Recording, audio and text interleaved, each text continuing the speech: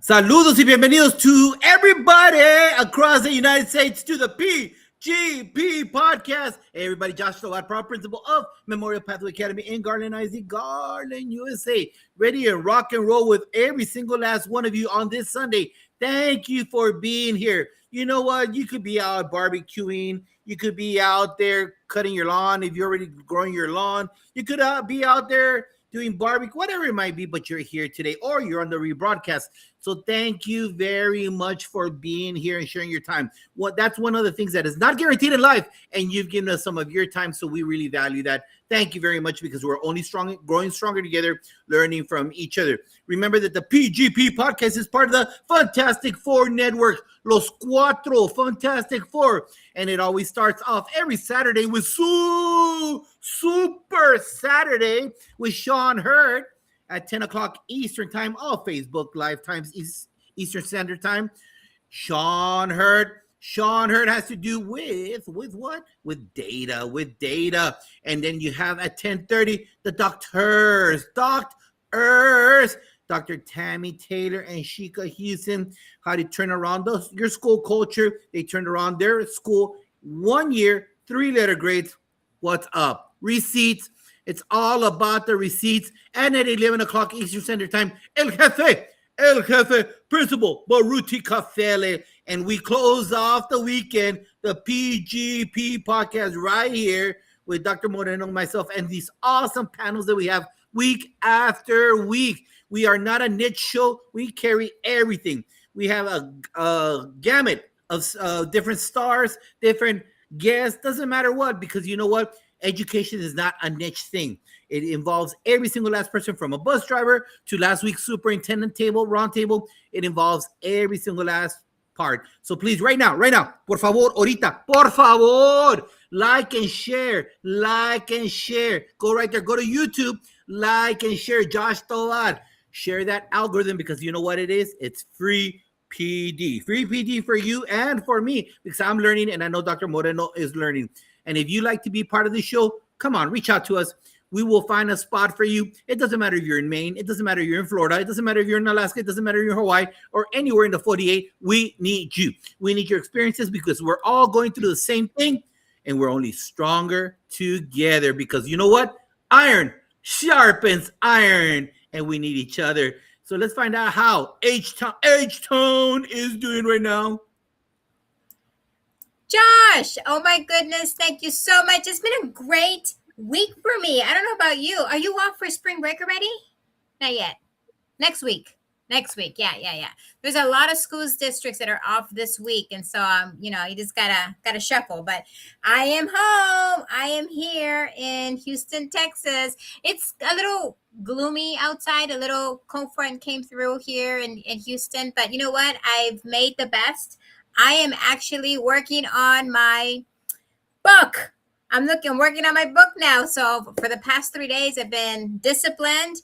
Sean Gaylord, if you're listening to this, let me tell you, thanks to you, I've been really working on it. I promise that I will have something in a year. A year ago, around this time, you told me to start writing my book. And I've been writing little notes. And guess what? I'm a little closer than what I was a year ago. So super excited. I do have a big skeleton. I would say it's like a first draft of a 5-chapter book. So Josh, I'm super excited and blessed. I'm blessed to be here. And I'm excited about the show today. You know, I love talking to teachers. They're like the most important piece in our education system. And we lose so many of them. So I'm so happy to have such a fabulous group of educators today in our panel. Exactly. And it's all about the trenches being deep inside there. And our panel today brings tons of years of experience. And before we go into the picking that brain, getting those nuggets of knowledge from them that we all can learn from each other, I'd like to have our Chinchilagua moment. Chinchilagua, like what is that? How do you eat that? What is Chinchilagua? Chinchilagua is a Mexican game that you play during holiday seasons with all of your family members out there, and you line up against the wall and you yell, Chinchilagua arriba, boy, and you run up, boom, and you jump on top of your grandma. And then the next one, Chinchilla way arriba boy jumps up on top of your cousin, and it becomes a human pyramid. And it's all fun and games. Everyone's laughing that you have this huge pyramid of family members until someone falls down, till it all comes crashing down. So it's all fun and games until there's a problem. What is my thought today? You know, lately I've been hearing a lot on social media. Team members, classroom team members, just like today in the panel. Again, this is not a specific, and just like in the four agreements, I need to be impeccable with my words. And don't take anything personal. That's two of the four agreements are crucial to this. So I've been hearing a lot about team members that are very upset at administration because of discipline issues. I got you. We cannot categorize universally one administrator. You can't do that. Just like saying one bad team member in the classroom, all of them are bad. That's inappropriate. Mm-hmm. There are. I'm just saying it again. I'm trying to be impeccable with my words, like the four agreements. There are good and bad cops. There are good and bad lawyers, good and bad doctors. There's good and bad in everything. All right. So this is the topic I've been hearing a lot lately. Is there's nothing done with discipline, and all the kids do is get a lollipop and come back to my room. You know, let me tell you this. First of all, there's a saying in Spanish, si te cae el saco, póntelo. In English, if the shoe fits, wear it. Right. I don't, trust me, because I'm pretty good with my discipline. I can guarantee you, I'm very good with my discipline. I don't have issues. This whole school year, I think we have less than 30 referrals. 30. And I've got kids from 10 years old to 21-year-old men in the same campus. All right? Look, guys, school discipline is not an administrative thing. School discipline is a whole faculty thing. In other words, you need to build that credit with the kids in their credit card. Mm-hmm. You need to meet them where they're at, and you need to be positive. If you're still thinking, when I started in the Jurassic period, back in the write 500 sentences, I will not talk, I will not talk, I will not talk, and then you do in school suspension for 10 days, and then you pull their fingernails out, and then you do all this nonsense. That's not today's population. This is not the 78 record. This is not the 33 record. This is not the 45 record. This is not the Sony Walkman record. This is not the Discman record. This is a totally different era. And the cell phone has been a great thing, but it's been a negative thing. And so let me tell you, sometimes a lot of our students, a lot of our scholars have been damaged since elementary. Yeah. I've seen that. I've had the honor, my Lord and Savior has given me elementary, middle school, and high school level. And I've seen where kids run to school in kindergarten, and then they start living in the assistant principal's office in 3rd and 4th grade. And then they've been fighting the system since 3rd and 4th grade. And come middle school, what's up? Hey, middle school. What's up, middle school? You know what I'm talking about. 6th grade, kind of like still in control. 7th grade, they're starting checking the outer ages. 8th grade, they'll tell you everything. If you allow yourself. What I mean by that, if they respect you, it doesn't matter where, they will always listen to you. But if you fluctuate with up and down behavior by the adult, no consistency, kids will always lash back at you, and they'll throw the same line that they will always say, well, you never told him anything. Why are you telling me something? And the assistant principal, the principal should not be the first person contacting the parent, because us, if we have a discipline issue, we need to make sure we build a bridge, because all we're doing is pausing. The kid's going to go back to your class. Yeah. The kid's going to go back to your class, and all we're doing is we're usurping your authority when you send him to us. And then a lot of times you want us to flog the kid. You want us to pull his nails out. You want us to have him write 7,000 sentences and suspend him. He or she's still going to come back to you. And sometimes a lot of those kids, like I said, have been fighting the system since they were in third grade. I saw it when I was an elementary assistant principal. And yes, don't get me wrong, there are a lot of knucklehead assistant principals. Yes, I said it. Tons of them that they don't want to deal with the discipline issues. They'll build up a whole stack of referrals and they will destroy the climate and the culture of the campus. I've seen it. I've seen it. I've seen assistant principals tear referrals. I've seen it. I've seen that. But you know what? For us to rewire the kid's brain, sometimes it takes more kindness because Yeah. it's not happening anywhere. It's not happening at home. It's not happening because you know what? Teachers do target kids. I've seen it too. And I'm bringing, Mari has 30 years of experience and I've got 33 years of experience with our big babies, our big scholars. We call them babies because we love them. We have that experience with them. And then tell me if this doesn't happen. Call me a liar. Oh, you got Josh. Oh man, I kicked him out of my class. Oh man, you got Josh third period. If he ever does show up, he's just gonna not do any work and he's gonna fall asleep. You tag the kid. Tell me that doesn't happen. I know it happens in elementary. I know it happens in middle school. But you see, that's not the way we rewire a kid's behavior. And yeah, there has been times that I tell you, oh, I'll rip into kids still. I have no problem with that whatsoever. I have no problem getting after them. But you know what? They know that I'm telling them and explaining myself from a point of love and expecting better from them. But if they don't hear it every single last day with an affirmation, with something positive, hey, what does your shirt mean? Hey, what when you drew your drawing on your notebook, what does that stand for? Anything to build street cred with them, that is going to keep on being the same thing. So yeah, I'm me guilty as charged. You know what? Sometimes I give them a donut. You know why? Because they didn't eat last night. Because you know what? When they get to the assistant principal or the principal's office, we know that they've been taking care of their little brothers and sisters, and they haven't eaten, and they have to walk. Why did they show up late to school? Because they're walking their pre-K kid to school. They show up late to your class, and they get a sarcastic remark.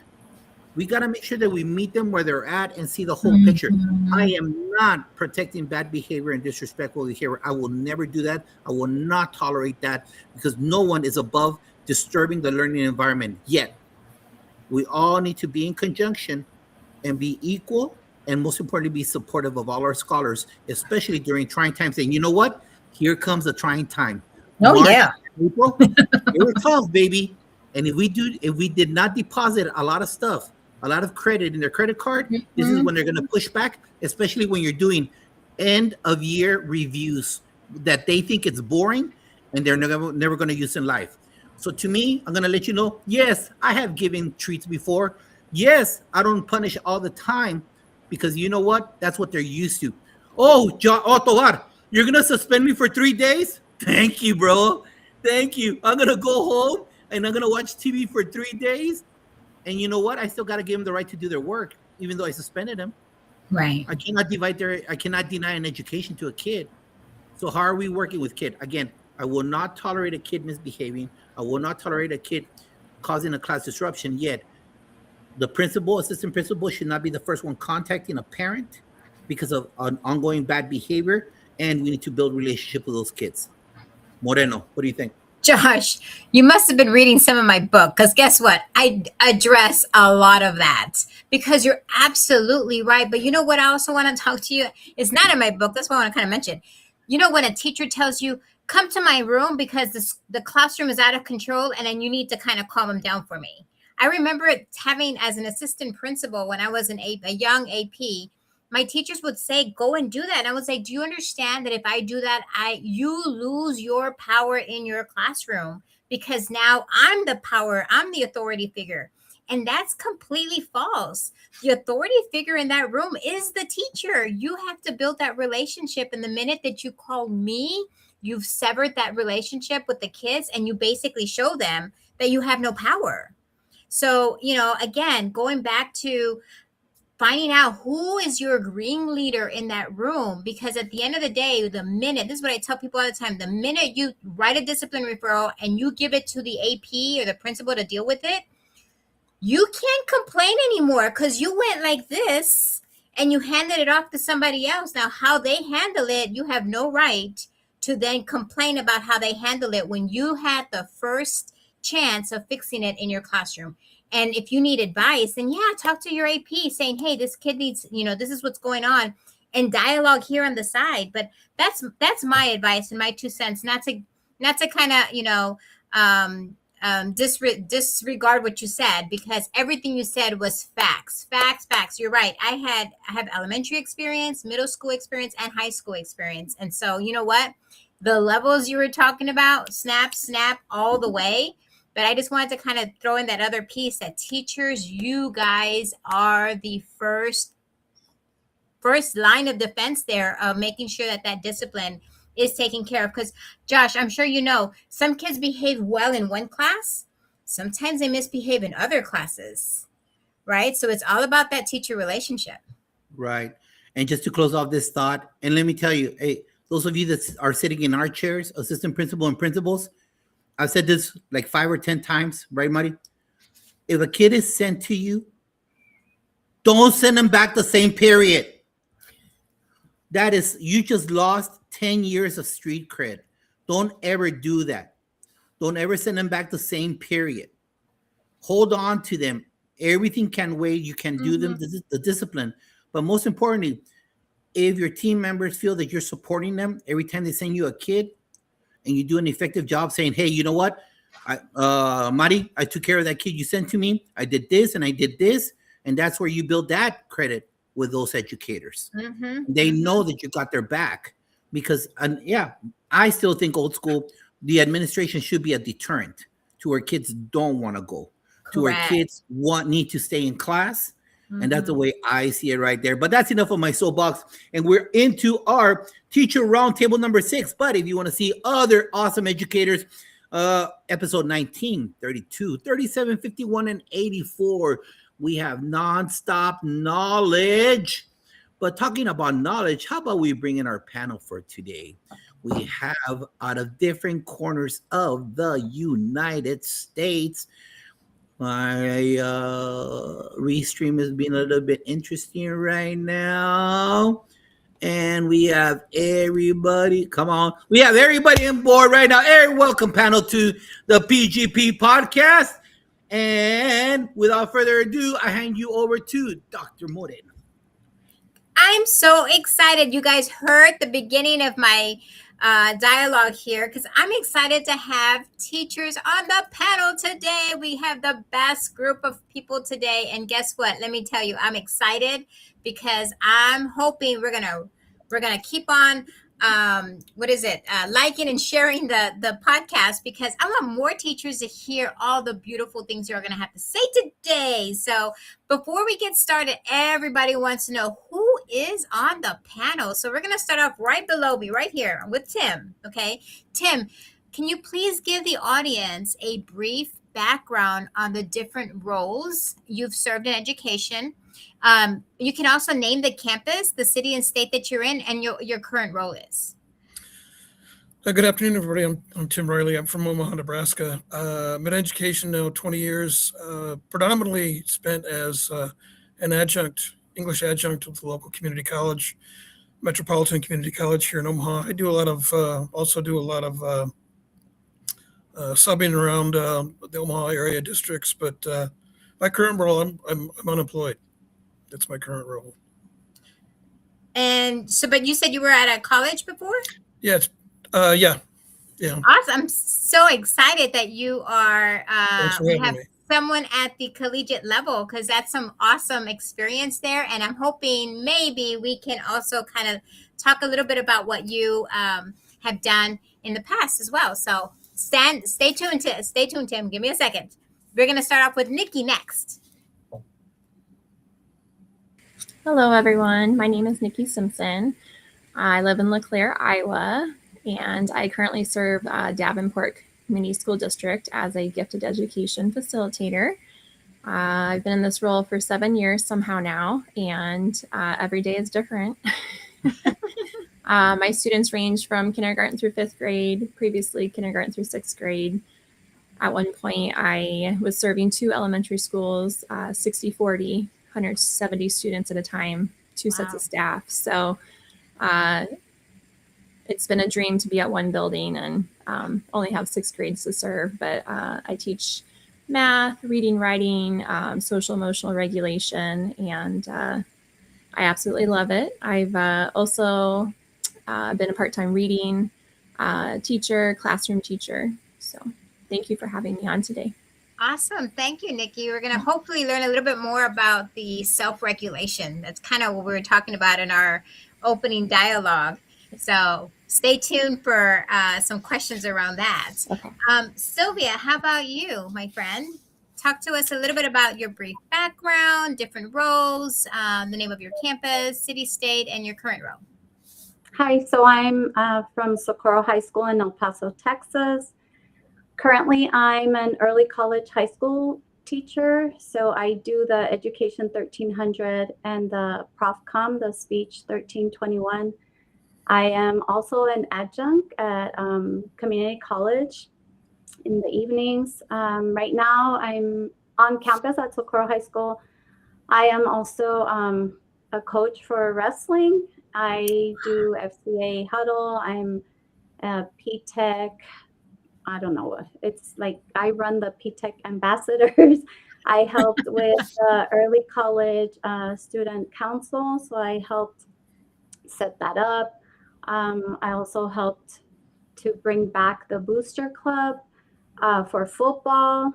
I was the UIL campus coordinator, but I handed that off. I'm a sponsor for the class of 2026. And I don't know what else I do. But I lost count. I was trying to count how many I'm also part roles. of the LOC committee, so that's one of the most important roles. But I am certified in English, speech, PE, and health. So that's Wow. Wow. Do you have time for yourself, ma'am? Like that's Yeah. what I want to know. yes, I do. I do. Because I mean, just class being over the graduating class, that already is a lot. And then you added like 15 other things besides that. So wow. So Yes. thank you No so much, worries. Sylvia, for you. joining us today. Let's Thank go you. to Rob next. Hi, everybody. I'm Rob Deibler, and I think I heard Tim say Nebraska, Nikki say Iowa, and Sylvia knows this. You know, it's 80 degrees out here. We got some sunshine, short sleeves and shirts, and you guys up north, because my daughter goes to school in Minnesota. She goes to college up there. And I always tell her, you guys can eat it. We have beautiful weather down here. But I've been the head basketball coach and a teacher in El Paso, Texas for 30 years. And let me rewind about a dozen years, because that's where I got to meet Mr. Tovar. He walked in about a dozen years ago as our assistant principal. And he's in this Armani suit. And there is not one crease on it. And then Sounds he like it. gives this Marine background, and he scared the crud out of me. I was like, this is the last guy I want to make mad. So as I got to know him and saw how supportive he was for kids and for teachers, what a blessing that was, because he did more for me in the time he was at Bel Air than most administrators combined. He is really awesome, and I'm proud to be on here. As far as teaching, I teach similar to what Sylvia does. I'm a PE health guy, and done that for 30 years, all at one school. I'm a dinosaur, all at Bel Air High School. Awesome. In Texas, is it cold up there now? No. In El Paso? It was 80 degrees today. Beautiful. I'm in Houston and I'm wearing a sweatshirt because it's a little chilly today because we had a cold front come through today and raining. So girl, I'm hoping this is the last of the fronts because you're right. Texas weather is amazing. Now we pay go for it in the summer, because then it kind of flips, because once Yeah. summer comes around, we can't go outside. Yeah, You're it's too locked hot. in. It's too hot. Yeah. Yeah, So, it's too hot. No, I thank get it. you. I get it. Awesome. Thank you again, Rob, for joining us today. And last but not least, Dr. Lucky Do. How are you, sir? Where are you calling? I'm living the dream. How are y'all? I'm doing well, sir. Tell us a little bit about your background, different roles, the name of your school, and where you're calling in from, and your current role. I am a career and technical education teacher at Smyrna High School, which is a suburb of Nashville, Tennessee. Tennessee. I teach personal finance, dual enrollment personal finance through Bethel University, and I'm also a career. I go to work-based learning, and what I do is I go visit students at their work sites and check to see if they're doing okay. I'm also a deck advisor, an adjunct professor at Cumberland University and Abilene Christian University, and I teach sports management classes there. Wow, wow, wow. That's amazing. We have a lot of high school and elementary, and I mean, we have such a large gamut of teachers today, Josh. I'm so excited to have such a phenomenal group. Yes, thank you very much. I don't have a producer like Sheikah Houston does and Tammy. So I'm trying to get all these buttons on these platforms right now. But before I get started, big shout out to Darren Peppard on the road to awesome. Thank you for being here today. Our cheerleader, our super coach, Dot McKeer Cheater out of Illinois. Thank you for being here. Out of Tulsa, Oklahoma, Dr. Melissa Jones Chunu. And my sister, Sheikah Houston, South Carolina. Remember, Sheikah, the 21st, we're going to break bread. I'll get there like at 6:30 to North Carolina. And El Jefe's in the house. He's not traveling today. Principal Cafele, thank you for being here. Out of Florida, Otis Kitchens II, thank you for being there. And mi hermano, past show member, teacher panel, Kenny Davis, thank you for being here. Appreciate that. So we're going to get started right now. Rob, we're going to get started with you. And thank you for the compliments. I appreciate you. I'll Venmo $100 right now. Here we go. I need to know, and this goes to all the panel, right? Well, how or what made you become an educator? How or what? And how crucial, how important were your parents to allow you or support you to reach this part of your profession? Wow, that's a kind of an interesting question. I kind of didn't know what I was getting into. I grew up in a athletic-minded family. My dad played college basketball for Don Haskins back at UTEP now. It was called Texas Western back then. And married my mom, who was a UTEP cheerleader, and always played basketball. Knew I wanted to stay in the sport. And once I got to college, I wasn't good enough to play anymore after high school. So I thought coaching is the only way I can kind of stay in the sport.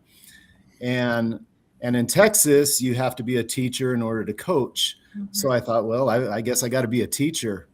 And when I first started off, I really struggled as a teacher, did okay as a coaching, and it's kind of flipped. I enjoy teaching probably as much, if not more, than coaching now. So it's been a blessing for me. But all started with basketball. Beautiful, beautiful, beautiful. Tim, talk to us. How did you get involved? I know you're higher education, but how did you get involved into education overall? And what role did your parents play to allow you, support you get to this point? Well, actually, my parents played none because I found my why later in life. I was in the private sector for 15 years prior to going into education. I was a project manager for a software company, and I got laid off after 9/11.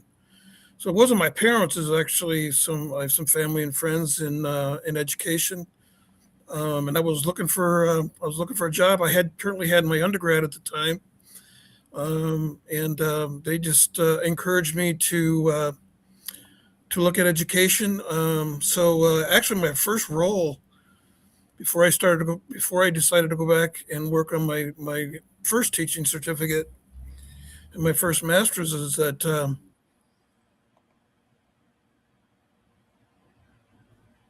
I took a job as a secretary, educational assistant in the math. I'm thinking about education. It's been 20 years since I've been in a high school. Don't know if this is something I'll like or not. But they hired me and they allowed me to immerse myself as much as I could, as much as I wanted to, in the high school environment. That was coaching baseball, that was hall supervision, that was chaperoning dances, calling parents. It was anything and everything that gave me the flavor of what it was going to be like to be involved in a high school. So that's how I got started. And that school sponsored me into an accelerated teaching program here in Omaha at the University of Nebraska, Omaha. Thank you for sharing that involvement in all aspects. Awesome. Love it right there. Big shout out to Dr. Joe Griffin. Thank you. Check out the show every Saturday at 3 p.m. Eastern on Facebook. Kina Roland, thank you for being here. Out of Ghana, international show. Da Costa Ajito, and Constance Sherrod out of Mississippi. Dr. Edwin Garcia from New Jersey. This is his third month in the principal chair. Welcome to the show. Sylvia Best, talk to us. I saw you. That's why I picked on you. You were drinking out of the coffee. Qué malo. Water. Well, actually, I didn't start I never wanted to be a teacher. I hated school. So I was a bad student. I was horrible. And I was actually working in news. I was working at Channel 4. And that was my dream job, being in sports and news. I was covering everything, all the local sports, the NCAA, March Madness, all that. And then, I had a kid, I got married, had a child, and I became a widow. And so I had to think of a way or something where I could support my son, Billy. And that was something that was suggested, that I get into education so that I could also be there for him. So I didn't have the support from my parents because I was already, older. This was my third career, but that's how I got in it. I did volunteer, like Tim mentioned. I tried to get every aspect to make sure that I was making the right decision. And yeah, I loved teaching. So that's how I got into it. It was all God's plan. So Most definitely. Amen for that. Exactly. He puts us where he needs us. So true. Nikki, talk to us. All right. So probably one of the most helpful things my parents ever did for me. When I was in 5th grade, my mom helped me secure my first public library card. Shout out to West Liberty, Iowa, close to the home of the Iowa Hawkeyes. And that moment changed my life. I had read the first 5 Nancy Drew books, but that's where I realized you could get the other 50. It just opened so many doors to me, and I would carry as many books home as I could. And it has just secured a love for learning, a love and appreciation for librarians and libraries and everything they can offer. As in my own role as an educator and also as a parent and community member. So yeah, thank you, Mom. Beautiful. Aww. That's very cool. I love it. I love it. Dr. Lucky Do, talk to us. Well, I didn't always want to be a teacher. I actually hated school when I was in elementary school. I'm from Southeast Ohio, right on the border of West Virginia, Ohio, in the hills of Appalachia. So it goes back to what you guys were saying earlier in the podcast. Why I hated school is because one day, my mom was a single mom. My dad passed away when I was a baby.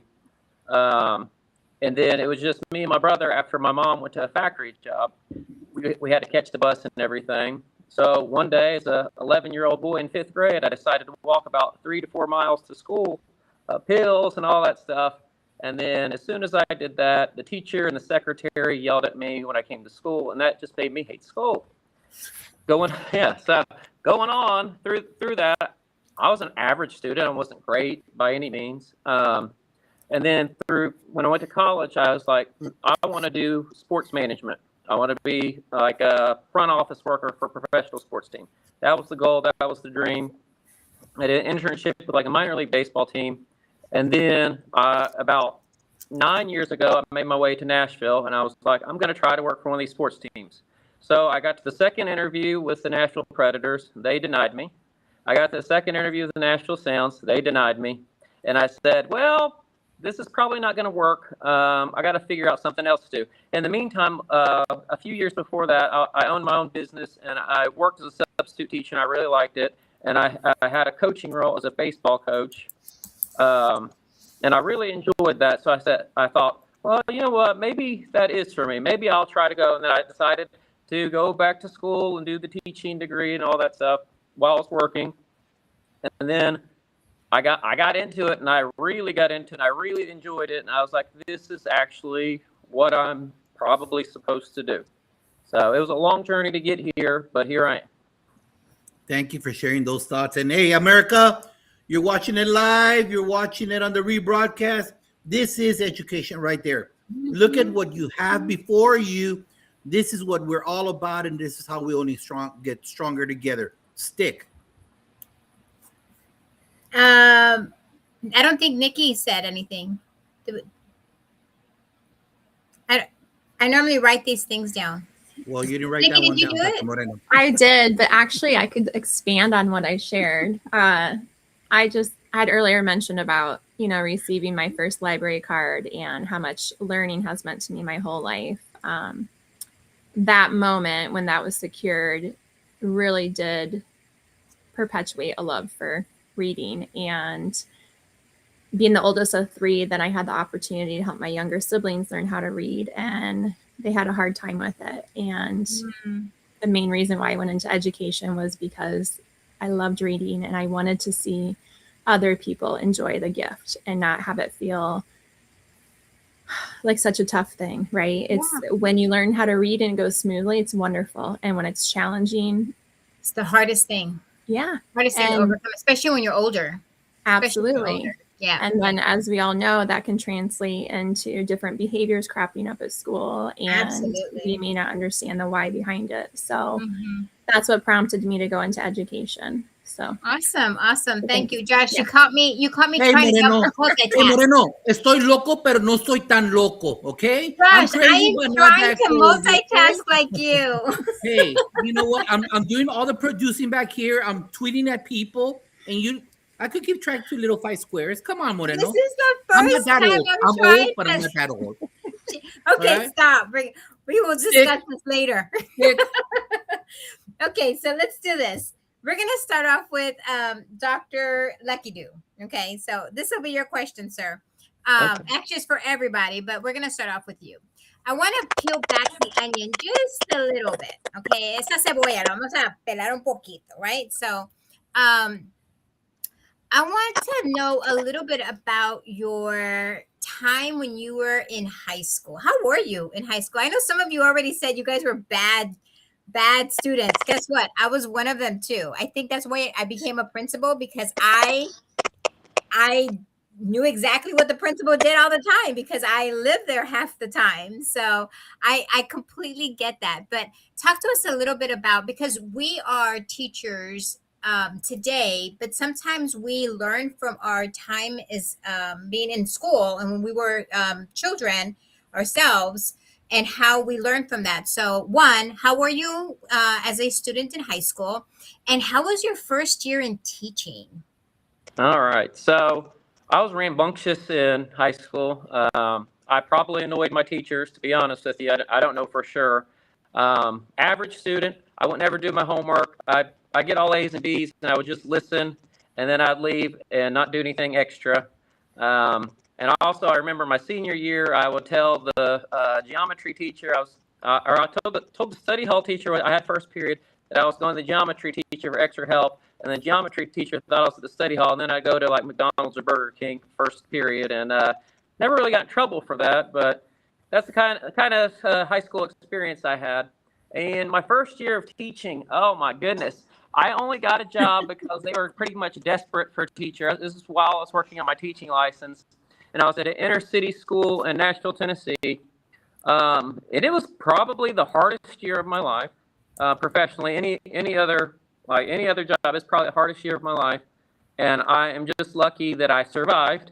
And I learned a lot that year. I didn't know really what to do. I mean, I was doing pretty much everything. Looking back now, I'm like, I was pretty much doing everything wrong. But at the same time, the situation I was in wasn't very helpful to the teaching profession either. So.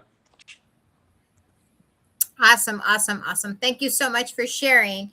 And we're going to probably ask, I'm going to let the whole panel look at that question. If you want to address that in your turn, then we can do that as well. So how do you deal with vaping epidemics in your schools? But let's go over to Nikki.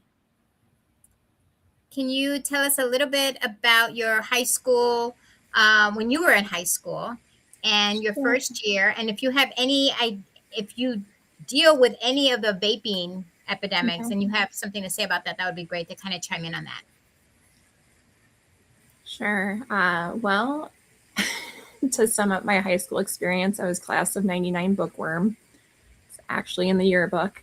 I was a type A rule follower. At one point, I figured out my English courses that I didn't actually need to complete the work, though, that if I just read enough books for the free reading points, I could skip the assignments. So I guess that was my little bit of rebellion. But started out playing sports in junior high school, and realized, I also wasn't going to have a big sports career. So I ended up working at a before and after school program in addition to some other jobs. And it was great for me because it actually led to me partnering with a local chapter to open up a Big Brothers Big Sisters organization at my high school that partnered with elementary. So yeah, it was a neat experience. First year of teaching, we'll just say it was a whirlwind, right? You're trying to still figure out who you are as a person and how to connect with students and continually address that to-do list, right? That just keeps changing on you. So the last part, as far as vaping is concerned, I am in an elementary building, K through 5. Haven't experienced it within my building other than instances where students are unfortunately bringing vapes belonging to their adults to school.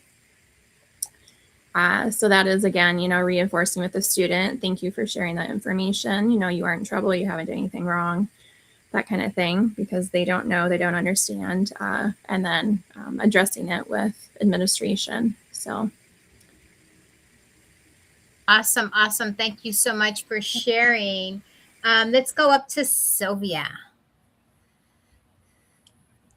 Well, I was a horrible student. Well, I wouldn't say I was a horrible child, I think, because I stressed my parents out so much. I started ditching when I was in the 5th or 6th grade. I don't remember. I just remember my mom had to go with me to class for like a week to make sure that I went. And it didn't bother me because I was like, well, whatever, she's here with me.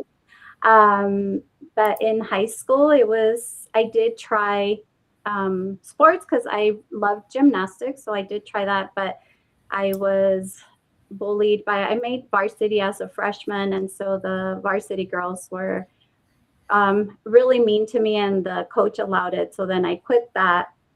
And then I tried flags, but then, I just made bad choices. It was more fun to be out with my friends and take 3 lunches than to go to practice. And once I returned to class or when I would go, it was just, everything was so easy. I would catch up. I would still have A's. I'm sure my teachers didn't like me, but my first year of school, being a teacher, I was at an alternative school. So it was a school for pregnant teens. And so I can't say that I had the first year teacher experience that everybody has, because I had maybe 7 to 12 students. But it was very healing because I realized that a lot of my friends, because I grew up in the project, so a lot of my friends that were girls just started disappearing. And it was because they had become pregnant. And I didn't realize that I became a teacher at this high school. And I was like, oh, that's why they didn't come to school anymore, because they were pregnant. So I had many friends that at the age of 12 were already having kids. And so that was just kind of like, wow, like it took me that long to realize that, which is not good. But I really loved teaching there because it was more about, you know, the getting them to value themselves and not see themselves as damaged goods because, you know, they're pregnant and not letting their situation define them. Exactly. All of that. So I ended up doing what I love to do, which is planning stuff. So we had like, and the principal at the time, she gave us a lot of free will there to do stuff. She was very supportive. So we did like a baby pageant. We did a lot of stuff for the girls to give them that, you know, that self-confidence back and let them know that this was not, you know, to break the cycle. Cause at one point I had, 2 sisters, a cousin, and like the niece and the grandma and the mom were all pregnant at the same time. So it was like more about breaking a cycle and letting them know the opportunities that were there. So awesome. I think my first year of like real teaching came when I went to a regular high school, not a real high school, a regular high school. So I felt like I was drowning and I was like, oh, this is what it feels like. So yeah. Reality set. Real teaching. Awesome. Thank you so much. It takes a very special teacher to work with students that are already kind of dealing with what they're dealing with. So thank you so much for that work. Tim, tell me a little bit about you and your collegiate level work that you do, and talk a little bit about your high school experience. Well, the collegiate level actually was my first experience. Was my first experience teaching. I got a job here as teaching as an adjunct before I started doing anything in the high schools. And when I started in the high schools or in the school public schools, it was just subbing. So yeah. So over the last 20 years, I've actually taught adjunct at a number of community colleges. And once with COVID, I actually got involved doing a lot of online stuff. I live in Omaha, but I did a lot of online teaching for Colorado community colleges, a community college in Ohio, and did also started doing a lot of online stuff here. And I still do some online stuff primarily because it's convenience. But I do miss being in the classroom. I do remember my high school. I'm sorry. Your high school, like your high school when you were a student. My high school experience, I was very average academically. I was just I just wanted to get by. I was a jock. I mean, I thought my primary purpose of going to high school was to play football. So I was very active in high school: football, wrestling, track. So I was sports year round. I was very active, and I have a lot of fond memories of my high school experience. I do think I look back on it, it was maybe the funnest years of my life. We had a close group of friends that we did everything together. So yeah, I had a lot of fun, but I wish academically I would have done some things differently. No, we definitely I can probably say the same. Remember, I lived in the principal's office half the time, so I completely am with you. And last but not least, Rob, I haven't forgotten about you. All right, yeah, I went to Eastwood High School in El Paso, Texas, which is about probably less than a mile from the high school I work at now, even though they're back in those days, they were rivals. And I teach at Bel Air High School, and that's the last place I wanted to go right out of college, because I grew up hating Bel Air because athletic rivals of the two schools. But I had a blast in high school. Athletics, academics. I was an average kid, wasn't the best athlete, wasn't the best student, but felt like I blended in well there. When I got to Bel Air to teach, my first few years I struggled. I was real content based, and it took me a while to figure out that, you know, you need to, and for me, once I started building on relationships first, then the academics kind of fell into place. And once those kiddos, once you have conversations with them and get to know them a little better, I feel they start trying a little bit harder for you. I know with Kenny Davis, he was asking about vaping, and unfortunately, I don't have the answers. I don't think if we had the answers, we would have already put it in place. But we've been fighting drugs and alcohol for generations in schools. The one thing that I'm blessed with is being a health teacher. I get to talk about vaping. And the one thing that's kind of scary about the vaping is there's not a whole lot of long-term information out there on what it's going to do to you long-term. As far as alcohol and cigarettes, we kind of have that information. But what I'm finding out is a lot of these kids, they don't want to vape. They vape due to peer pressure. They vape because their friends are doing it. And the other thing I'm finding out is high school kids are not the best planners sometimes. So they get themselves in these situations where, you know, kids are vaping, they don't want to vape, and they don't know how to get out of it. So in my class, we'll role play a lot as far as how are we going to handle a situation if we're in this situation, kids are vaping and you're being peer pressured, and teaching kids those kinds of things to help them get out of a situation. And then we also talk about things like not getting yourself in that situation to begin with. But, you know, as far as homework goes, we all know that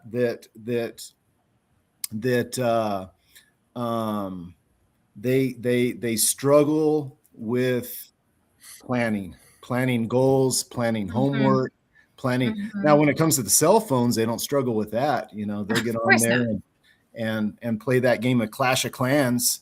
But anyway, just my 2 cents. Thank you. I get it completely. And, you know, thanks for sharing, because you're absolutely right. I taught freshmen at an adjunct as well. And we don't teach those skills to our kids. So when they go to college, they don't know how to plan. They don't know how to navigate. And so somehow we need to bring that back down to high school. But, you know, when do we have time, Josh? When do we have time to do all of this? Because there's so much already placed onto our high school principals and our high school level area already, right? Exactly. Hey, everybody, don't forget to like and share right now. Getting all this information out there. And Rob, you gave me a flashback that last year I was there at Bel Air, and then you and Cheesewood on the football field, and they put all the APs up to divide the fans and the kids. It was about to go down, and I'm like, this is going to be part of my book, that I'm standing here trying to prevent. And these are 6A schools. These are big schools with big numbers. And just like Rob described, that this is ongoing rivalries for years upon years. And let me tell you, Marzano don't teach you about that. Sir Giovanni don't teach you about that when you're in the middle of that type of throwing down and insulting each other and kicking all the kids out of the stands. So thank you for the flashback, Rob. I'm going to tell my psychologist that it was your fault to bring back that flashback.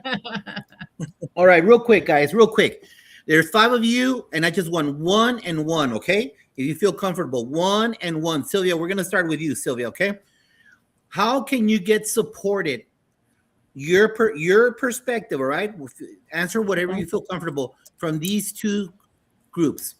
How, being in the trenches, do you feel an educator in the classroom can get from campus administration, only 1, okay, and from central office administration?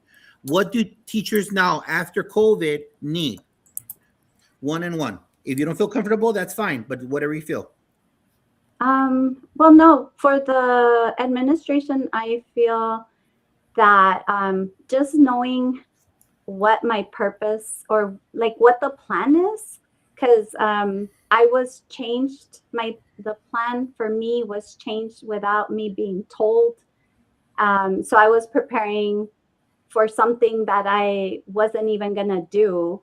And so just having that clarity, that transparency, so that I don't, I'm ready for my kids. Like I was told I wasn't going to teach a class anymore. They were taking that class away from me, even though I had already built it from the ground up. And then, so they told me, you're only going to teach this other course. And I said, okay. So I prepared for that. And then they switched it on me, and they could have told me. I mean, a lot of the stuff I found out through, discipline meetings, program meetings, and just not knowing, and the lack of communication between each other and is just, it throws everything off, like no consistency. As far as at the district level, I can't say. I mean, I would say for wrestling, I need new mats. That's about it. Like, This is your chance. give me money for to pad the whole mat room, not just the center of it, and give me money for my kids, so they can be out of El Paso. But that's it. At the district level, I really can't say. Yes, nobody wants ringworm. I got you for sure. Yes. Most definitely. Mhm. Nikki, Nasty. Yes. campus administration, central office. What are your thoughts? One and one. If I can break the rules, I'll combine them together. Sure. Brene Brown, right? Famous for saying, clear is kind, right? I am attempting in year 7 in this position to be as clear as I can with communication with everyone in my learning community. And part of that this year has really been not just providing an email update, an end of the week for my building administrator or beyond, my coach or department administrator, but also here are photos, here's a video of what's occurring in the classroom. My hope is that as I continue to communicate with those visuals, they will want to and try to find the time, right, to carve it out, to step foot in the door more and more often. And it has been working. That's number one. I need them to see, right, the awesome things our students are doing and the barriers that they're overcoming. So that way, when I come to them and say, not that I need wrestling mats, but maybe like a ceiling mounted projector or something like that, then they can see the why behind it and support me. So Thank you for your thoughts. Appreciate that. That's very nice of you. Thank you. Thank you. Dr. Lucky Do. I think it starts at the beginning of whenever you go into a school, it's all about building the culture of the school. I'm in an excellent culture now. I've been in situations where it hasn't been like that, and I expected an administrator to be clear and be able to communicate and be consistent. One of the problems I had at one of my schools is the administration wasn't consistent with everyone. Mhm. Some people got treated differently than others based on if maybe they were a football coach or something like that. I've been a coach before, but you could see that some rules didn't apply to certain people. So it's great to be fair, to build a culture where kids want to be there, where teachers want to be there, where their other administrators want to be there. So if that's happening within your school building, I mean, you feel like you're already supportive if you have that. You can just go to them and email them, and if you have an issue, they'll email you right back, hey, you really don't say anything, so what's up? Thank you very much. Love it. Love it. We're seeing a common thread there, Moreno. We're seeing a common thread. Tim, I'm hearing it. yours is a little bit different because you're subbing right now, but I'm sure that I was a college adjunct person like you, Tim, but my department chair, that cat was interesting. So let us know. What are your thoughts? I really don't worry about central administration too much because there's really nothing there that I feel that I have any control over. So I just really just try to focus and worry about, where I'm at, my students, what I do control. I just try to have good communication with my peers around me, and in my administration and in the building. That's what I just try to focus on. I honestly, when I'm in schools, I really have no thought about what's going on at central administration or what they're doing. And you know what, Tim? What I love about you being here, and I was excited when you accepted coming on board when you told me you're a substitute. I need you to tell, because you go one day you're going to be in pre-K, the next day you're going to go with senior algebra or senior AP, and then the next day you're going to have an IB class, and then the next day you're going to be in an alternative classroom. So being a floater, literally from school to school, what do you expect from those campus administrators being a substitute teacher?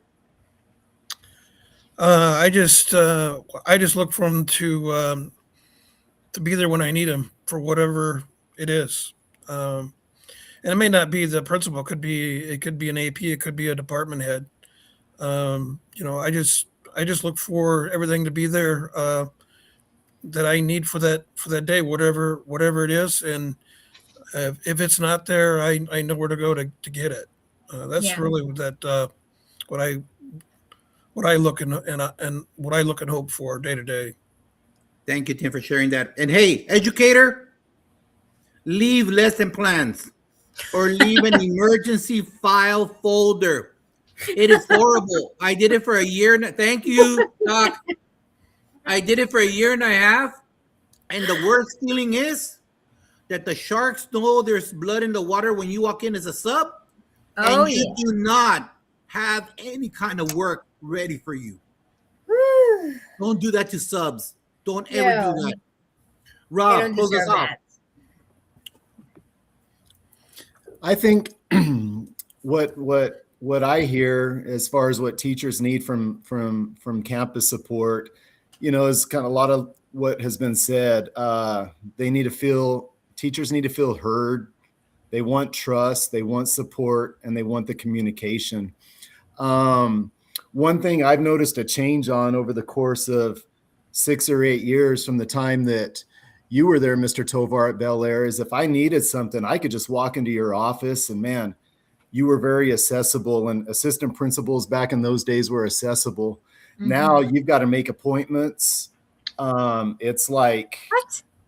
Yeah, you have to make appointments to see administration.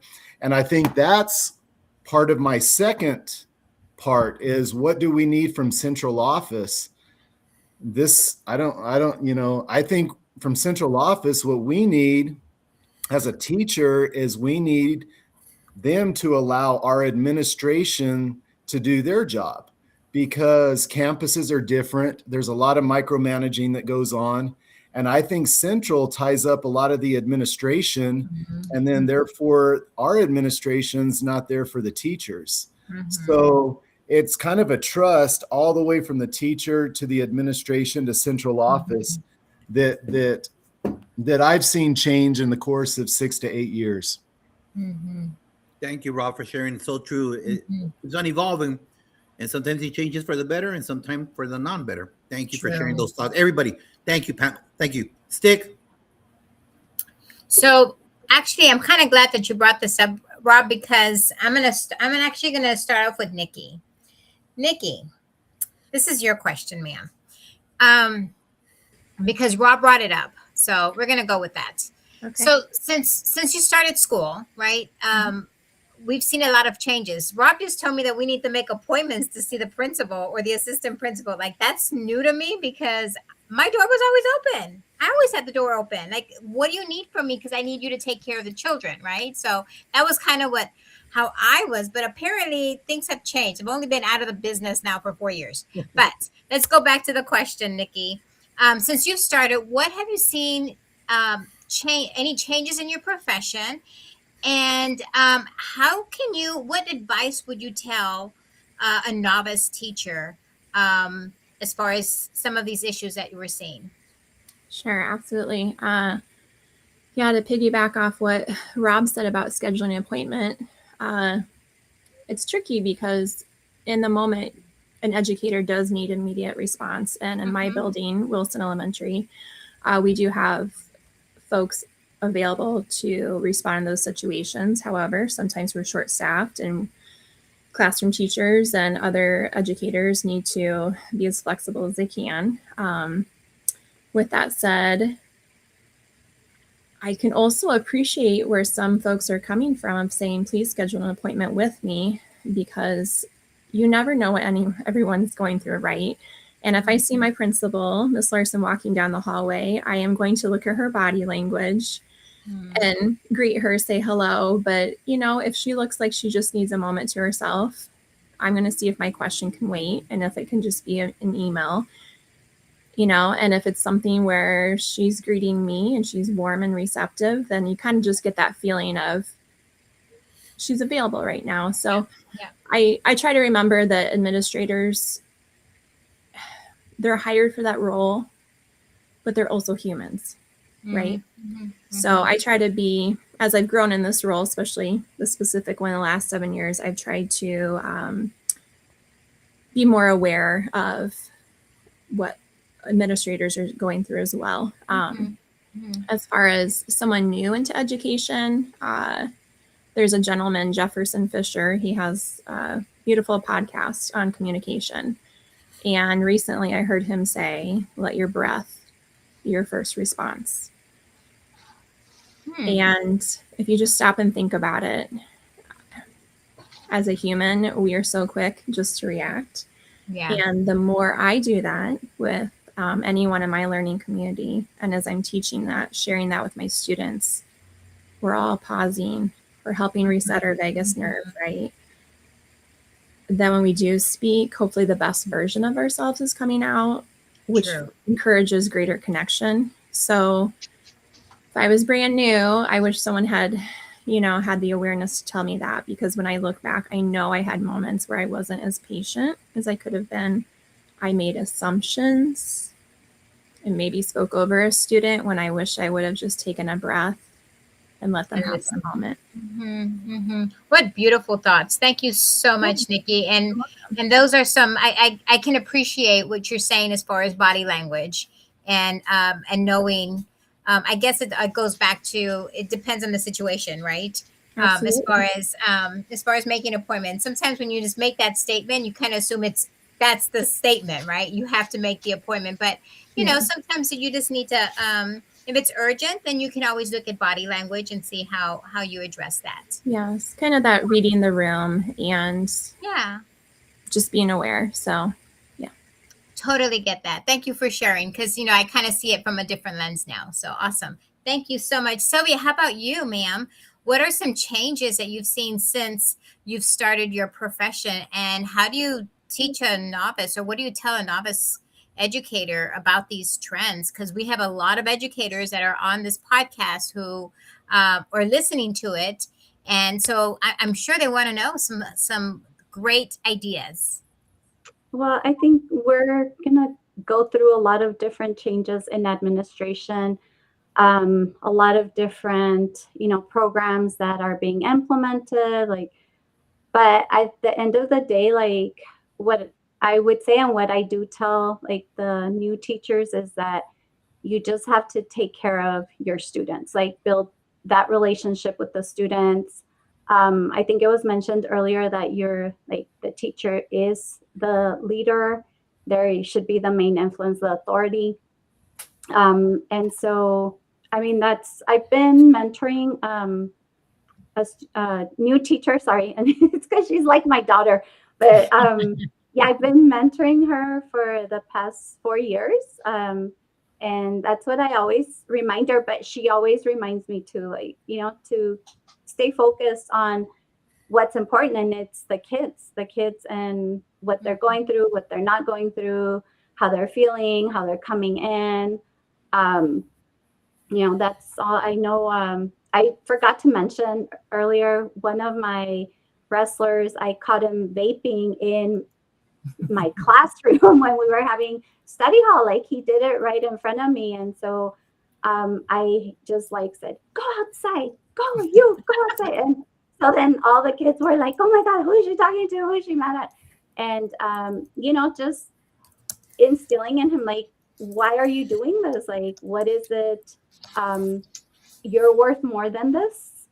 And is this what you want? Like, everything that your parents do, because he is a kid that walks across the bridge every day. And so it's like all those sacrifices that your parents are making, like, is this what you want? This is this is how you're thanking them. And I told him, you are worth so much more than this, and you need to believe it.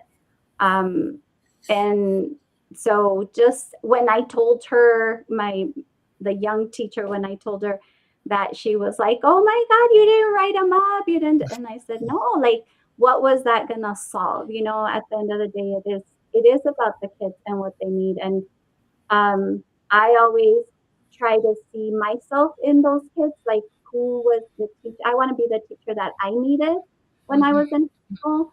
And, that's the advice that I give her, like, just try to be the teacher that they need in that moment. So I don't know if that Pick made and sense. choose your battles. No, absolutely. Yeah, and let's pick and choose your battles. You have to kind of do that sometimes with our students, because again, it goes back to what Josh says. You got to street cred, right? You have to kind of make sure that you add some money into that credit card. Yes. And he did give us the vape. Like, he handed it to us.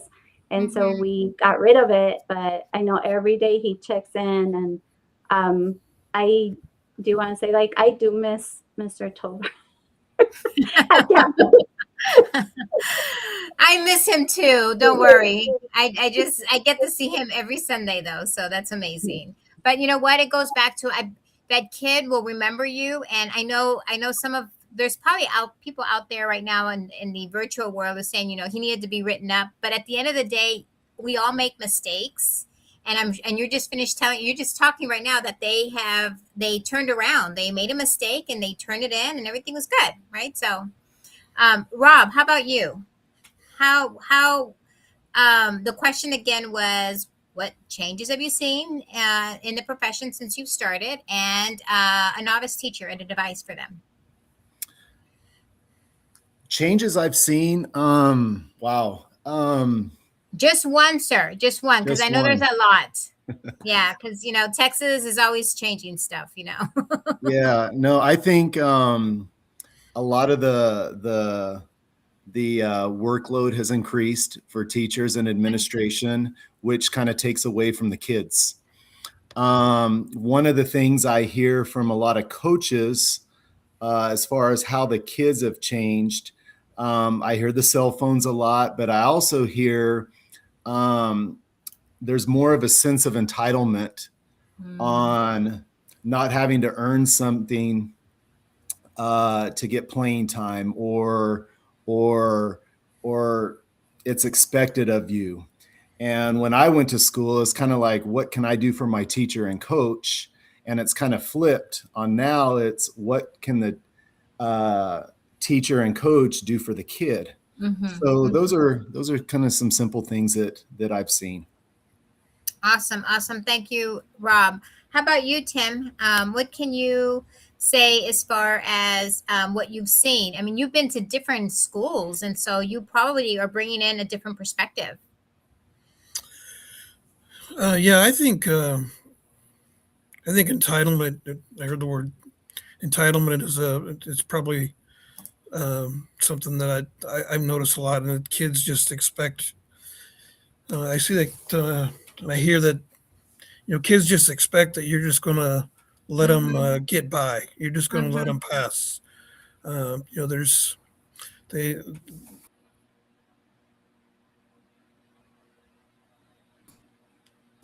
They don't want to be held accountable. They don't want to be held. That's going to give them that grade with no effort.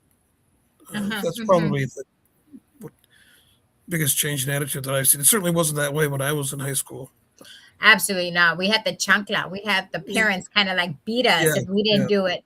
Josh is going to show us a chancla. There you go.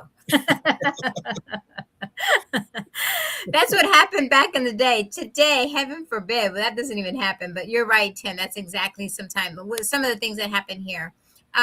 Dr. Lucky Do, how about you? Any new trends that you're seeing, and what do you tell a new teacher? Well, Rob and Tim stole basically what I was going to say. Entitlement. What can I do to get by? Especially in academics, like what can I get by with? And then with the surge in the artificial intelligence, that changes some things. So teachers are having to change how they approach things. So the past few years, I've changed the way I do things in assignments, and I do a lot of like hands-on learning. That way, they can't really cheat with AI. I'm a huge fan of artificial intelligence. Don't get me wrong. But students need to actually get their hands on something and get involved in the learning process. Right. They need to think. And you use your brain. You can't just, what's ChatGPT think? What do you get it. I think since I've only been teaching for about 8 years, so it hasn't been a very long time, but ever since COVID-19 happened, there's just students are being a little more, I don't want to say lazy, but they're just doing what they can to get by. And they're not working as hard as they used to, I guess. Yeah. I call it transactional learning. It's like, what am I going to do for you? What am I going to get if I do this? Right. So I kind of see that was a shift there, and I call it transactional learning. I will do this if you give me what. And it's like an education is what I got, right? What are you going to give you, a candy? So it's interesting, Josh. That question really kind of resonated a lot with entitlement. It is. And like I said at the very beginning, this is not the 33 record. It's not the 78 or the 45. That some of us still had that understanding. Some of us grew up with that. But Generation Alpha is far from that. Generation Alpha is like their own. They are their own Pluto, baby. Yeah, they are their own. And you know what? We need to adjust. We need to adjust to who they are. But you never lose the ultimate golden ticket, which is making a connection with them. It doesn't matter if it's Gen X, Gen Y, Millennials, Generation Alpha. If the kid knows you care, they will walk on fire for you. It don't matter. It don't matter. It don't matter if you got AI or you got my version of ChatGPT right here, baby. My version. This is what I use every day. ChatGPT for Tovar right here, baby. And I'm not using that. I don't want Arnold to come back and kill me. So, but here we go. Real quick. We're going to start off with you, Doc. Doc, Lucky Dude. Yes, sir. Now, guys, this could be like a long answer, and we're not going to go a long answer, all right? But I just want you to just like give it a little sparkle right there, right? I want you as an educator, Doc, all right? Just a little sparkle, brother. I want you to give me one great experience. Yes, I'm going to hold you to one, and not that long, but one great experience you had with a scholar, all right? One great experience. Because the whole purpose of the teacher roundtable is to hear you guys. But I don't want to, I'm tired of hearing that angry teacher in the parking lot at 5:30 crying on TikTok saying how much they hate education. This is a beautiful field. Every single last day when we see the kids' eyes pop, it is such a priceless check that we get as a human being, not as an educator, as a human being. So give me one positive, one great experience that you had with a kid. Just a little bit, just an overview about it. And then give that novice teacher, you know what? I tried this one time with a class, whether it be discipline, whether it be academics, whether it be pedagogy, whatever it might be. And like, don't try that because it didn't work with what I did. So one glow and one grow. Does that make sense? Yeah. All right, Doc. Mine necessarily didn't happen inside the classroom. We were on a FBLA trip as Future Business Leaders of America at the time. Yeah, so I used to be the lead advisor at my last school for the Future Business Leaders of America. And I had a student who did not want to get involved in anything whatsoever. Took one of my business classes at my old school, ended up taking a class, it was just like a kid who just really didn't want to do anything. And then they found the FBLA, they found a project to get into, and they were very successful. And they ended up winning a state championship, and then they ended up going to nationals. So, and then with that, she was very grateful that, like, she's like, thank you for working with me. I'm like, I never knew that I really did anything, but that's awesome. And when we're talking about first year teachers, I had some of the worst advice when I was a first year teacher. some guy was supposed to be my teacher mentor, and he came in and he said, here's what you should do if a kid is giving you trouble. You should write their names on the board, on the whiteboard in front of everybody, and tell them you're going to call their parents or something. I was like, this is probably the worst advice I've ever heard, but I did it because he told me to, because he's my mentor. And then after that, I was like, I am never going to do that again. This is awful. Like, it just ruins the relationship you're trying to build with your students. Exactly. Appreciate you. Thank you for those nuggets right there. Those are facts right there, my man. Mhm. Rob, I know you got like 7 gazillion, bro. Only one, all right? Only one, bro. All right. You know, I see him following us right now on the podcast, and that's Coach Kenny Davis. I would like to give a shout out to Sydney Davis, his daughter, and to put this in perspective, she is the wrestling 5A 3-time state champion. And to put it in perspective, in Texas, we have 6 classes. We have A, 2A, 3A, all the way up to 6A. And in each class, there's 32 districts. And in each district, there's about 10 schools. So that's how big it is down here. And Sydney is won it 3 years in a row. I don't think she lost a match in Texas the last 3 years.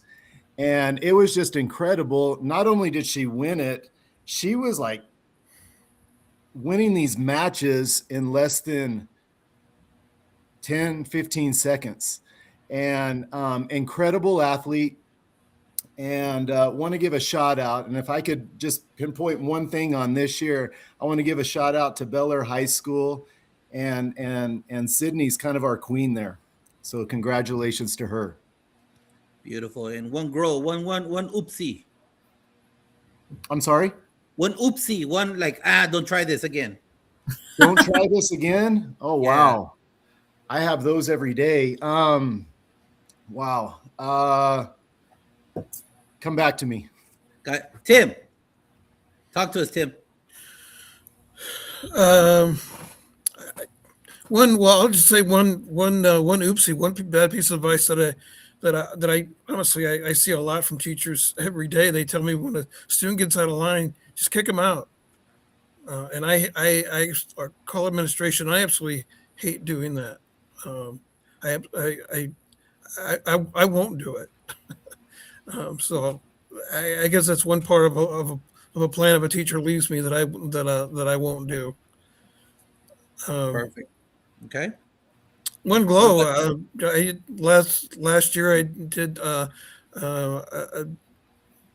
It wasn't. I had a classroom. I long-term sub for a teacher who was out on maternity leave, and had a class that just wrote me up a real nice card and thanked me for all the effort that I put in for the 3 months I was with them, and Nice. and that's why we do it. Yeah. You know? Facts. Don't never let go of that card. Just be Yeah, like the Titanic. I won't let go, Jack. Don't let go of that card, brother. Don't let go of that card, bro. Nikki, talk to us.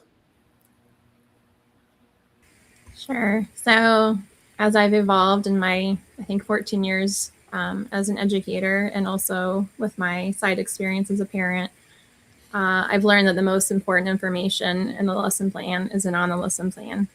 It's that continual, predictable routine structure, and that you are a safe person for students to approach.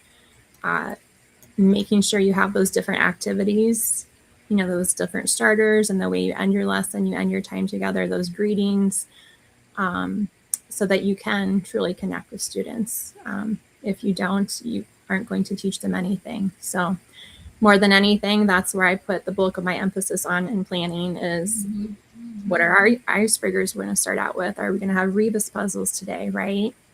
How am I going to make sure that they actually have time to be humans and talk with each other? So Nice. What about an oopsie? Like, don't try this. that would be the oopsie. I, being the oldest, type A perfectionist, looking back, I know I spent so much time on checking those boxes and following directions. And I've really kind of taken some liberty here, professional, safe liberty in the last few years. One example is years ago, I started teaching students, third, fourth, fifth grade, how to email me, because at one point I had 2 buildings, right? So that way, if I was at Jefferson on Friday, my Wilson students could still get a hold of me, right? And I'm so glad I did. There have been so many times where students have been in school, right, in their regular classroom and reached out to me. One of the highlights was a student that went to 6th grade this year, middle school, right? She took the time as a middle schooler to send me an email and just say some really nice things and let me know she's doing okay. So it's sometimes it's good to break the rules a little bit. So Very, very cool. Very cool. Very cool. Sylvia, real quick, Sylvia, don't break down on me, all right? Don't break down on me, Sylvia. I won't cry, gnarly. No, I did want to say, Sydney, she's the sweetest girl. She would give advice to my wrestlers that were around the same weight class. And so just watching her wrestle these last, 4 years since I've been a wrestling coach, like it's been amazing. She's an amazing, great athlete. She's a great kid. She's really sweet. But my oopsie, I'll start with that. I was told to call parents with the kid in front of me. And that turned out horrible. And the kids did not like it. But at the end, the parent then asked the student what they wanted for lunch. So they were going to drop off lunch. So it didn't even work. It was like, yeah. So then I was like, oh, okay, now I understand the behavior a little bit more. So I never did that again. But my story comes, it was out of the class, well, it was in and out of the classroom. One of my students who became a wrestler during sophomore year, I had her since sophomore year. And I mean, she just had no stability at home, always moving.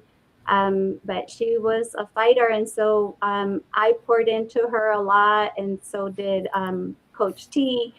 We poured so much into this kid in the summer, during breaks, all the time. Like she just needed a lot of support because she wasn't getting it at home. Well, she ended up doing what she wanted to do, which was join the Marine Corps. She left with my son and our captain, our wrestling captain. They all went out together. She ended up being an honor grad, and she was top of her class. So I don't know, they had like, I don't know how many platoons they had, but she was like the top.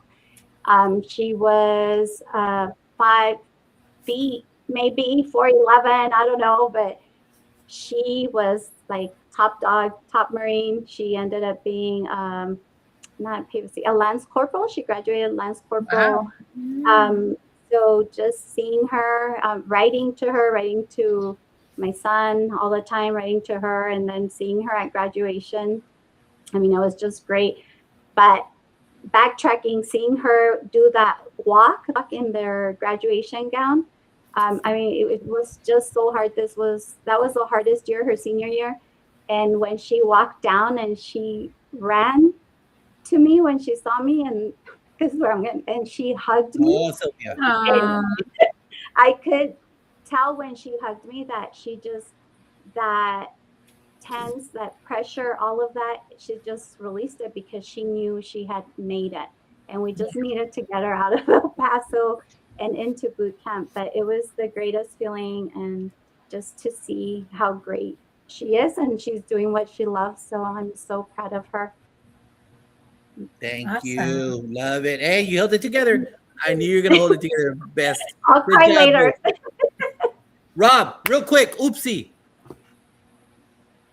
Okay, I got an oopsie. So as a basketball coach this year, we were not getting back on defense quick enough. We were just lollygagging back. And so we go to practice at our next practice, and I got all the guys on the baseline. And I challenged, I said, you guys are too slow. So I challenged them to a race. We went baseline to baseline. and I lost. They all beat me. Not only did I lose, I was sore for the next 2 weeks, but our transition defense did improve. But at 52 years old, don't try to challenge these guys anymore on the basketball court. You took one for the team, brother. You took one for the did. team. Got it. Love it. Thank you, Perno, for sharing those awesome insights. Stick, Moreno. Okay, guys, we have this question and 2 more questions and then a lightning round. So just want to make sure that you guys know where we are in the program here. But so this is going to be a quick. And we're going to start off with Rob. Rob, tell the audience, I'm sorry, what troubles you at night about our field in education? What troubles? What keeps you up at night? Like you go to sleep and you wake up and you're like, oh, this is still happening. Oh, like what troubles you at night? Well, the big one is losing, but I would just say in general, the word inefficiency. Inefficiency. Okay. Yes. Awesome. How about you, Nikki? What troubles you at night about the future of education? Currently, if you put aside executive functioning, emotional regulation, that's usually my jam, but technology, is it being used in a safe, appropriate manner to really encourage the future of our youth? So that scares me too. This whole chat GPT and there's all this AI stuff where I think we talked about how kids are not thinking anymore. I think Doc said that earlier, that they're not thinking. Yeah, when your prefrontal cortex isn't fully developed, right, you need an adult to explicitly teach you how to safely use all the technology we have, because I think it's a wonderful thing, but we need to make sure as an adults that we are putting those guardrails in place for students to navigate successfully. So Snaps. Yes. Thank you, Nikki. How about you, Sylvia? What keeps you up at night? I think that AI, the use and overuse of AI from students, their lack of effort, I guess. No. Yes. I hear you. Yeah. But my son graduated during COVID. So during the COVID years, and my son is not, I have 2 children and they're very different. Yes. Yeah. Awesome. How about you, Tim? What keeps you up at night? The constant beating that public education takes on a daily basis, just PR wise, economically, the constant, the lack of funding that public educators, school districts always have to fight for. The bad press is just so many great things happening in public education and not being spotlighted, not showing it. Mm-hmm. Yeah. Awesome. How about you, Doc? Knowing that kids are coming to school hungry and some of them don't have great home lives. Yes. Josh, did you hear that in Texas now? The SNAP cards, you can't even get, it's only now like fresh foods and everything else. And they just showed a story here close to Houston where there's like food deserts. And so the only thing you can buy is from using your SNAP card is at a convenience store. Well, you're not going to find milk and eggs at a convenience store. So I don't know how are we going to solve this? This is crazy. So you bring up a great point, Doc, as far as what keeps you up at night. And that's just a reality here. All right. So true. Real quick, time to promote a couple of books for all educators out there. Trust me, I get no money promoting this. I just think they're great reads. Superintendent Glenn Robbins, Calm in the Chaos. So if you got that parent that does fundraising or doesn't do fundraising but never turns in the money, you got to deal with that guy right there. Calm in the Chaos. Head coach or administrator. It connects the whole ideology and focus on staying calm. And the other book has to do with, I won't back down, there's a dark cloud in education. And it's a fact where people blackball you. They blackball you and you're not allowed to move up the ranks, air quote, the ranks, whatever that is, because people above you blackball you. And he connects that to actual artists that were told they would never be successful. Like that guy, you might have heard about him. He was really not successful. Tom Petty. Yeah, that guy was told he wasn't going to be successful. That other guy you might have never heard about, his name was Jimi Hendrix. You might have heard about him. He was told he was not going to be successful because of who he played with. It's a great book, great read. Fundamental 5, that's all I believe in. Sylvia can attest to that. All I believe is in Fundamental 5 and Power Walks. That's the only thing that has allowed me to keep on moving forward in my career, Sean Kane, on how to coach teachers. And yours truly, Mira Best, 2 books. I helped write 2 books about Socorro and MPA. 15 stories, 15 principles. Yours truly in this book. 23 stories, 23 educators. Yours truly talking about the great things that happened at Socorro High School, thanks to the hardworking team members and Memorial Pathway Academy. Hey, panel, you guys got anything out there? Any books you want to promote? Dr. Lucky Do? I think this is a great book. Crucial Conversations. We got Crucial Accountability. They deal with just important conversations that you're going to have with people within in your school building or just people in general. Thank you, Tim. Yeah, 2 great books that I just finished. One I would encourage everybody to read. It's by Principal Todd Bloomer down there in Texas. It's called The Blueprint. Wonderful book for any educator, not just administrator, but Mr. Bloomer is great about building culture in schools. I would encourage everybody to read The Blueprint, and Room 212 by Brad Johnson, connecting with the importance of connecting with the kids that don't want to be seen. I try hard not to be seen. How do you find those kids? So yeah, those 2 books. Perfect. Love it. Todd has been a guest here before. Yeah, it's a funny cat, man. That guy's a funny cat. Nikki? Yes. Yeah, I'd love to give a shout out to Laura Williams on her awesome textbook, The Improvement Game. She's available on LinkedIn. I had the opportunity to take her class last summer, and I am embracing agile or project management in my classroom, and it has changed everything. So make sure you get a copy of The Improvement Game. Most definitely. She's been on the show twice before. We love her here at the PGP podcast. Rob Deibler, anything to promote? No, a good read that I had was One Last Dance by Phil Jackson when he coached the Chicago Bulls in their last championship. And it dealt with a lot of the mental and spiritual side of ourselves and playing basketball and incorporating both of that. But that was a good read for me. Sylvia? Okay, gotcha. Real quick, guys, before we go into the lightning round, we got one more question after this. These are real quick. Look, we all bring classroom discipline based on the way we were raised, based on our life experiences, based obviously on your daily interaction with kids. Discipline that's why it's different. If you ever do a discipline activity with the faculty and staff, they will all be shotgun.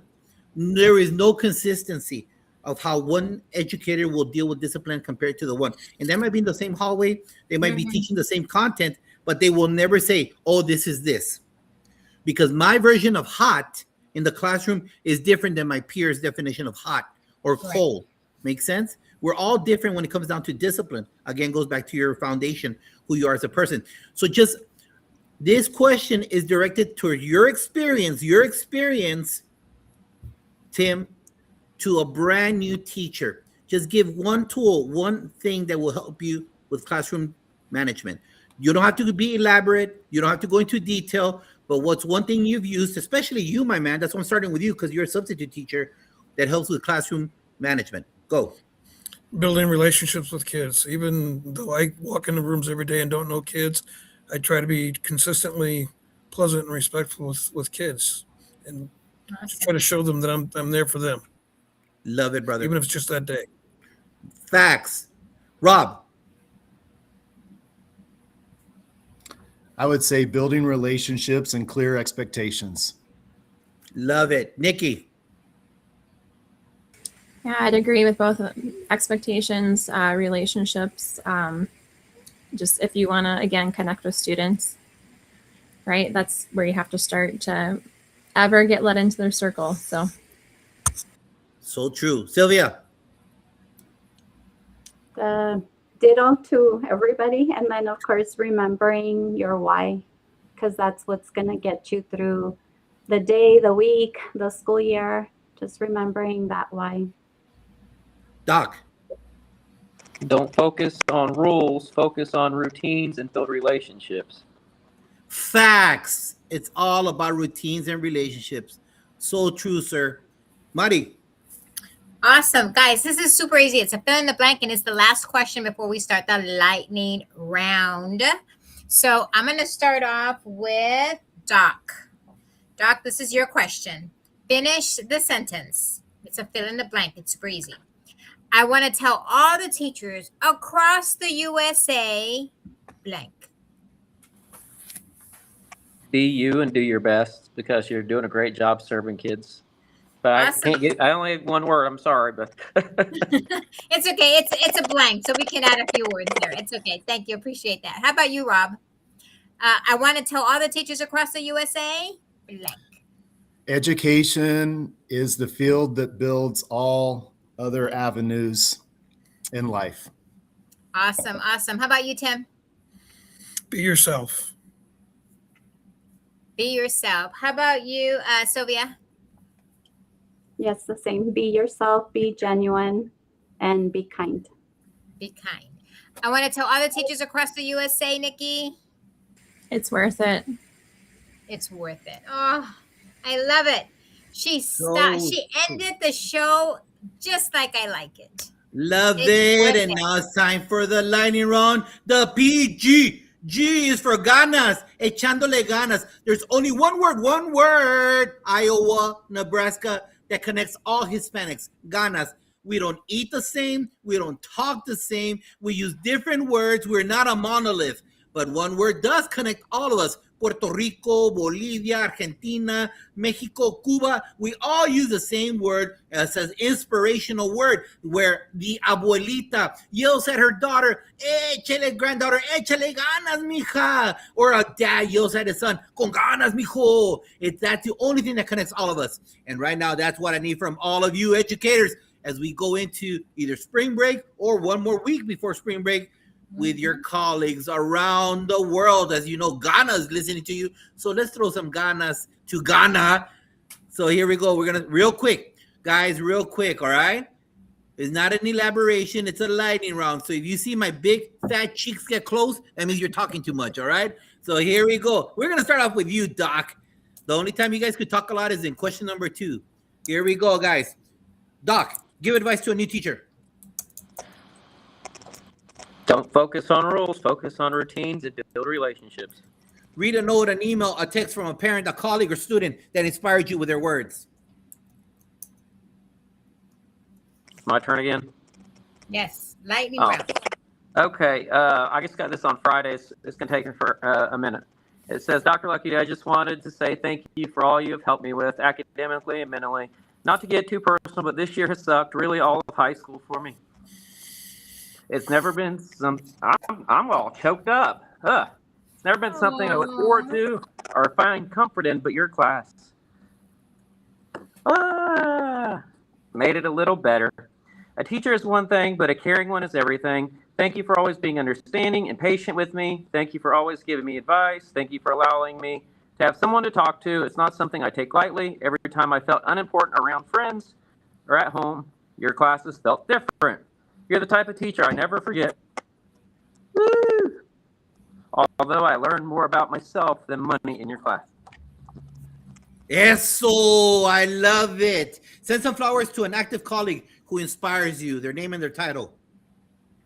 Dr. Sutherland, Smyrna High School. She builds culture, builds relationships with all teachers and students. She's awesome. Name one person the audience should follow on social media. What's their handle? Dr. Josh Greer handles JS Greer 731. He's experiential learning with NIL Sports. When you were in elementary, what luxury item did you want to purchase, sir? I wanted a pool. What was the first live concert you saw? Who was the group? Who was the singer? It was Cletus T. Judd at the Mason County Fair. And we just went there because it was cheap to get into the fair. There you go. Which book changed your life? Who's the author? I was going to say the Bible. It's changed my life. So That's fine, brother. Say the Bible. Amen. What is your favorite sci-fi movie or sci-fi TV show? Stranger Things. How can the audience get a hold of you, sir?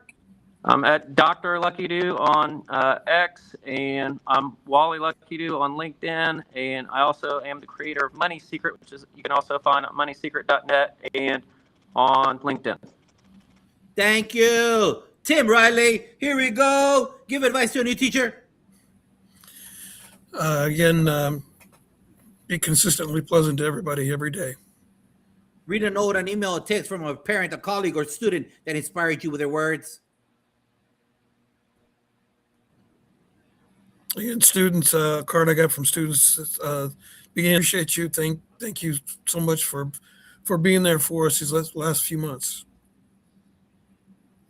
Send some flowers to an active colleague who inspires you. Name and title. Be a graduate teacher at college, John Price. He's a professor of creative writing. Name one person the audience should follow on social media. What's their handle? I don't know Todd Bloomer's handle off the top of my head. The Blueprint. The Blueprint. Yeah. When you were in elementary, which luxury item did you want to purchase? God, when I was in elementary, a luxury item. I mean, I wanted a. Oh, geez, I don't know. Phone. And back then, it was the phone that attached to the wall. It was a pager. I wanted my That's own what I teen wanted. line. I wanted my own teen line. What was the first live concert you saw? Why that group or that person? Actually, it wasn't a group. It was a local radio station, a country western appreciation show at a local auditorium, and there were several western artists there. The Bellamy Brothers is one group that I remember that was there. Which book changed your life? Who's the author? I can't say that I have one. What is your favorite sci-fi movie or sci-fi TV show? Star Wars. How can the audience get a hold of you, sir? IG and on X or Twitter, I'm at Tim L. Riley. And I think if you just search my name on LinkedIn, I'm also on LinkedIn. Probably Tim L. Riley. Very cool, very cool. Nikki, here we go. Let me take this off right here. Give advice to a new teacher. In spite of your schedule, the rules, you can still make your day about you and infuse joy in it. Read a note, an email, a text from a parent, a colleague, or student that inspired you with their words. Sometimes the best inspiration is left unsaid. It's the eye contact, it's the change in a student's response to you, where they start looking at you, start responding, start volunteering in class, or even approaching you for a hug. So, Send some flowers to an active colleague who inspires you. Name and title. Beth Campbell, creator of Author Studio. She's a retired teacher, librarian, tag teacher, and I've had the pleasure of collaborating with her this year on some projects, and it's been great. Name one person the audience should follow on social media. What's her handle? I mentioned her, but it's Miss Laura Williams, and you can find her under Laura Williams on LinkedIn, or it's Mrs. Williams 21C. When you were in elementary, what luxury item did you want to purchase? I wanted unlimited funds for the book fair. Aw. What was the first live concert you saw? Why that group or person? Don't laugh, but it was New Kids on the Block. I was young. Which book changed your life? Who's the author? Love Warrior by Glennon Doyle. What is your favorite sci-fi movie or sci-fi TV show? Back to the Future. And how can the audience get a hold of you? I'm available on LinkedIn under Nikki Simpson, or the handle is Nikki-M-Simpson. Thank you. Rob Deibler, give advice to a new teacher. Build relationships first. Read a note, an email, a text from a parent, a colleague, or student that inspired you with their words. I got a note from a player this year. I'll just read the first sentence. It said, Coach Deibler, thank you for believing in me when I didn't believe in myself. Love it. Send some flowers to an active colleague who inspires you. Name and title. Vicky Deibler. She's the math science instructional coach, also my wife. And it is very hard being a coach's wife. Name one person the audience should follow on social media. What's their handle? They should follow Mr. Josh Tovar, you. When you were in elementary, what luxury item did you want to purchase? I wanted a Pontiac Firebird black car with the bird on the hood. Ah. What was the first live concert you saw and why that group or person? I have no idea. It was Vanilla Ice opening up for MC Hammer at the Pan Am Center in Las Cruces, New Mexico. Which book changed your life? Who's the author? Tuesdays with Maury by Mitch Albom.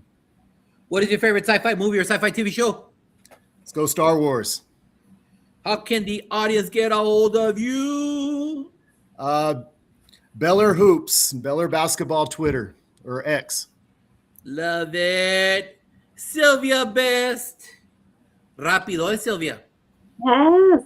It's not like 1,000 words, all right, Sylvia? Here we go. Okay. Give advice to a new teacher. Just remember your why.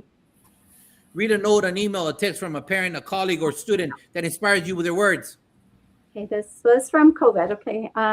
Good afternoon, Miss Best. I wanted to write you this email for a very special big thank you for helping me out of my lowest. You truly pushed me to get my grades up and to graduate even when I was very close to failing every single subject. Thanks to you, I'm passing my classes and catched up. I'm reading it. On all my assignments from each class. It truly means a lot to me that you helped me through this hard time. Thank you so much for being here for me. Miss, have a great weekend. And I never saw her face, so I don't know what she looks like. It was during Love COVID, it. too. Of course. Give some flowers to an active colleague who inspires you. Name and title. Samantha Reyes, she's the Prof Com teacher, and she's also the head cheer coach. Name one person the audience should follow on social media. What's their handle? JT Spotlights. When you were in elementary, what luxury item did you want to purchase? So when I saw this question, I put Trapper Keeper because that's what I wanted in elementary school. I wanted a Trapper Keeper. The big box of crayons. Yeah, the big box of crayons. Myself. Oh my gosh. What was the first live concert you saw and why that group or person? I saw Menudo when Ricky Martin had just been, I guess, inaugurated or whatever. He had just joined it at the Coliseum. So yes, I don't know why. Which book changed your life? Who's the author? Well, I was gonna say the Bible, but also Not a Fan by Kyle Idleman. What is your favorite sci-fi movie or sci-fi TV show? The Terminator. Is that a sci-fi? How can the audience get a hold of you, Sylvia Best? Instagram is at ninja_spice. And then on X, it's ssbest513. And I'm also on LinkedIn under Sylvia Best. Love it. Thank you, panel, for being here today. The knowledge was dropped in the trenches, baby. This is what they do every single last day. And you got all of this knowledge. You scooped up all these nuggets and you put them in your backpack. And you got to make sure you take them out during the course of the week. And yes, Dr. McKeever Jeter, happy International Women's Day. Forgot to mention that. Thank you to all the leaders across the world for that. But in the end, we need to keep on working together. This thing that people demonize so much, it's not. Because you know what? Half the panel here, we talked how. This is how we reached out, and I got you on the show right here, just by one little message, and this is how we grow stronger together. As I keep on saying, and we'll keep on always saying, we are broke. Education has no more money. We cannot be sending 5 people to Las Vegas or to Boston for a conference. Those days are out the window, especially with every person having their own room. That is done. But you know what? Edutopia is for free. Education Weekend is for free. All all of these podcasts are for free. And if you want to be alone, that's your call. You don't have to be alone, because you know what? This is how we grow and develop each other. I know I have evolved. I have grown a lot with these 100 shows that we're almost at right now, and the other 150 that I did with Unlock the Middle. Because you know what? Iron sharpens iron, and learning from each other, getting all of these nuggets only makes us better with our craft. And we remember these words whenever we are with our scholars. So don't forget, make sure that you are part of this dialogue. Like and share the show. And don't forget, next week, our happy show number 5. Happy show number 5, because you know what? That nerve time is around the corner. Todd That's it. Neslony, Kim Strobert, Allison Aspie, Steve Bowler, big names in education next week. Like always, we are not a niche show. This is a very important show because we are all growing stronger together. Panel, say goodbye to everybody. Thank you, everybody. Have a great Don't week. hang up, panel. And everybody, like and share it. Love you. Thank you for being here. Goodbye.